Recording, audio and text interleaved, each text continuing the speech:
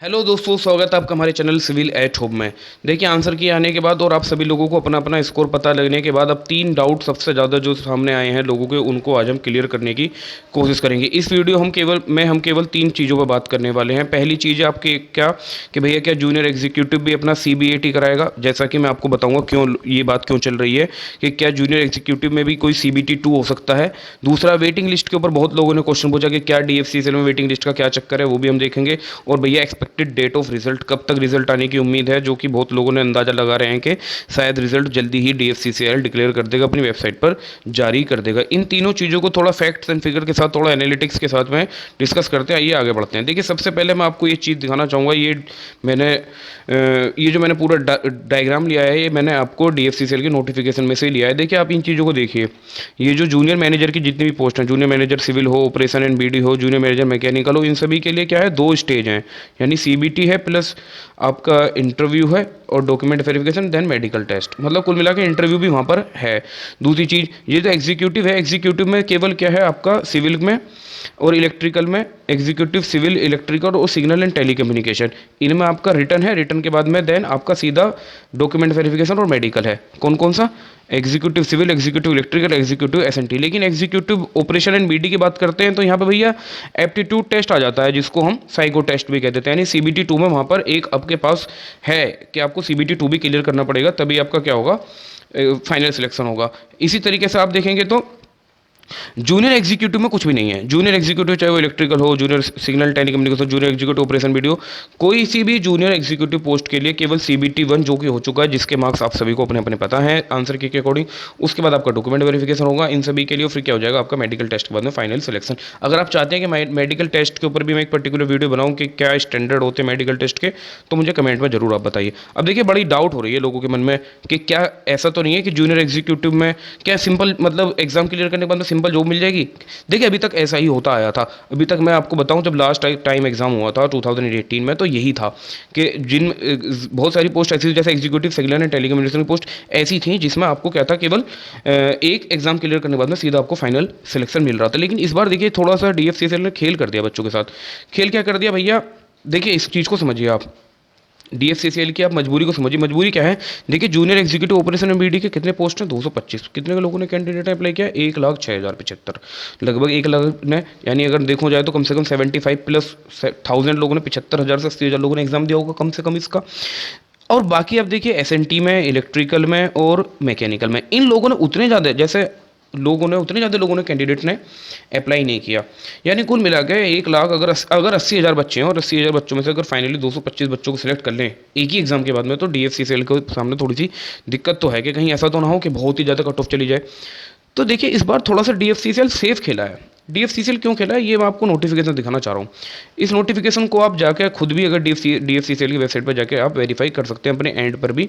और ये नोटिफिकेशन उसकी वेबसाइट पे है। देखिए, ये पॉइंट नंबर 9 है, जहाँ पे स्कीम्स ऑफ एग्जामिनेशन की बात कर रहा है। और इस स्कीम ऑफ एग्जामिनेशन के पॉइंट के अंदर सब पॉइंट 7 है। यहाँ पे देखिए क्या लिख रहा है, computer based test if required. अगर ऐसा लगता है, कैन बी वर्ड यूज़ कर दिया इन्होंने, कैन बी ऑफ 2 स्टेज। यानी कुल मिला के बात ये कह रहा हूँ मैं कि DFCCL ने अपने पास एक डिस्क्रिशन रखा है। भैया, उनकी मर्जी है, अगर वो चाहेंगे तो कंप्यूटर बेस्ड टेस्ट को 2 स्टेज का भी ला सकते हैं।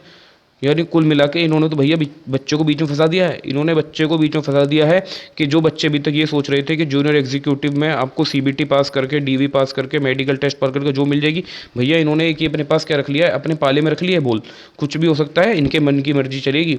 इन्होंने तो पहले ही नोटिफिकेशन। अच्छा, कुछ मेरे भाई ऐसे होंगे जो इस चीज़ पर भड़क जाएंगे, वो कहेंगे नहीं, लास्ट टाइम भी तो ऐसे ही हुआ था 2018 में, कि तब तो नहीं हुआ था, तब तो सीधी। अरे भैया, 2018 की नोटिफिकेशन आप पढ़ेंगे तो उसमें नहीं लिखी हुई ये लाइन। 2018 की नोटिफिकेशन पढ़िए, 2021 की नोटिफिकेशन पढ़िए, सेम पॉइंट 9 पर जाइए स्कीम ऑफ एग्जामिनेशन में। यहाँ पर ये जो पॉइंट 7 है, इस बार ही ऐड किया गया है। अगर उनको ऐसा अच्छा, अब ये बताइए DFCCL को कब लगेगा? DFCCL को तब लगेगा जब नंबर ऑफ कैंडिडेट बहुत ज़्यादा हो। DFCCL को तब लगेगा अगर भैया इतने ज़्यादा नंबर ऑफ कैंडिडेट हो गए हैं। हो सकता है CBT 1 के आधार पर सिलेक्ट करना मुश्किल हो रहा हो सकता है CBT 1 में कुछ डिस्प्यूट हो जाए, जो कि अभी तक नहीं है, जो कि अभी तक नहीं है। हो सकता है सीबीटी बन के बहुत ज़्यादा हाई स्कोर चला जाए, जैसा कि अभी तक नहीं है। यानी कुल मिला के देखा जाए कि डीएफसीसीएल ने अपने पास एक ऑप्शन तो रखा है, लेकिन ऐसे हालात नहीं बन रहे हैं कि डीएफसीसीएल को ये सीबीटी 2 कराना पड़े। तो मेरा तो मानना यही है कि बेशक डीएफसीसीएल ने लिख दिया, लेकिन चांसेस कम है कि वो सीबीटी 2 का एग्ज़ाम कराए। किन के लिए? किसी भी एग्जाम के लिए जहां पर उसने साफ साफ नहीं कहा है, मतलब ये डिस्क्रिशनरी पावर उसने रख भी ली अपने पास, बीच में छोड़ दिया बच्चे को भैया। कुल मिला के बात ये है। अच्छा, अब देखिए बात तो आपको समझ में आ गई। अगर आपको लग रहा है कि भैया इतना आसान है जूनियर एग्जीक्यूटिव की पोस्ट भी लेना, तो इतना आसान नहीं है। बहुत आईआईटीएन लोगों ने भी इस एग्ज़ाम को दिया है, ठीक है। तो परीक्षा तो मुश्किल है, कट ऑफ भी ठीक ठाक जाएगी क्योंकि बहुत टफ कंपटीशन है। और उसी के बाद भैया अब ये डीएफसीसीएल का नया केस भी आप सुन ही लिए हैं कि भैया हम तो सीबीटी 2 भी करा लेंगे, ठीक है। दूसरी चीज़ है, मेरे भाइयों ने बहुत सारे लोगों ने पूछा कमेंट में कि भैया ये वेटिंग लिस्ट का क्या लफड़ा है।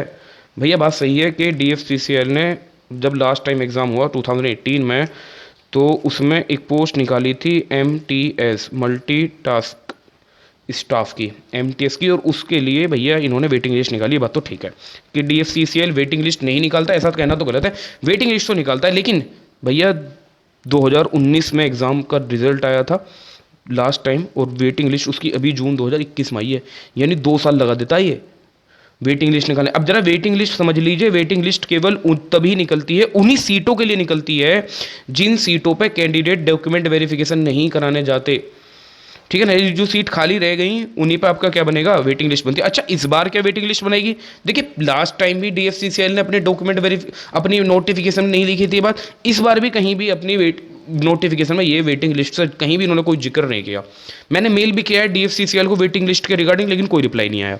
मैंने जूनियर एग्जीक्यूटिव में क्या कहीं सीबीटी 2 होने के चांसेस हैं, कोई रिप्लाई नहीं आया। कुल मिलाकर आप भी अपने एंड पे ट्राई कर सकते हैं कि मेल के रिगार्डिंग, वेटिंग लिस्ट के रिगार्डिंग, या अपना सीबीटी 2 के रिगार्डिंग आप मेल कर सकते हैं। तो कुल मिलाकर भैया वेटिंग लिस्ट का मैंने आपको बता दिया कि लफड़ा तो बहुत लंबा है, 2-2 साल लग जाते हैं। लेकिन हाँ, ऐसा नहीं है कि हम नहीं निकालते, वेटिंग लिस्ट निकालते हैं। लास्ट टाइम भी निकाला था एमटीएस के लिए, और भैया इस बार भी चांसेस हैं कि जो सीट शायद खाली बच जाएँ। मान लीजिए फॉर एग्जाम्पल कोई बच्चा अगर एग्जीक्यूटिव में भी सिलेक्ट हो गया, जूनियर एग्जीक्यूटिव में सिलेक्ट हो गया, तो वो जूनियर एग्जीक्यूटिव छोड़ देगा, तो हो सकता है कि जूनियर एग्जीक्यूटिव वगैरह पर आपको वेटिंग लिस्ट मिले, लेकिन कुछ कह भी नहीं सकते भैया, ठीक है। अब देखिए बात करते हैं सबसे ज़्यादा फिर अब कि भैया रिजल्ट की, कि रिजल्ट में क्या होने वाला है। भैया रिजल्ट की देखिए सब फेंक रहे हैं कि तब आएगा तब आएगा।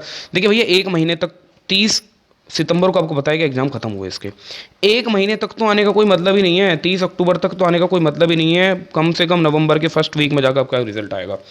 डेफिनेटली बात है, ये नवंबर की फर्स्ट वीक तक आपका रिजल्ट आ जाए तो बहुत ही बढ़िया बात है, उससे पहले आने के चांसेस नहीं लग रहे हैं, ठीक है। तो आप इस चीज़ को छोड़ दीजिए कि रिजल्ट कब आएगा, लेकिन आप थोड़ा सा इस चीज़ के बारे में सोचिए। हो सकता है तो आप उनको ज़रा भैया ट्राई करके देख लो, आप मेल वेल उनको, कि भैया वो रिप्लाई दे दें किससे रिलेटेड, के कहीं आपका सीबीटी 2 कराने का तो नहीं है पर्पज़, इस बार कहीं है तो नहीं आपके दिमाग में, तो हो सकता है वो जवाब दे दें।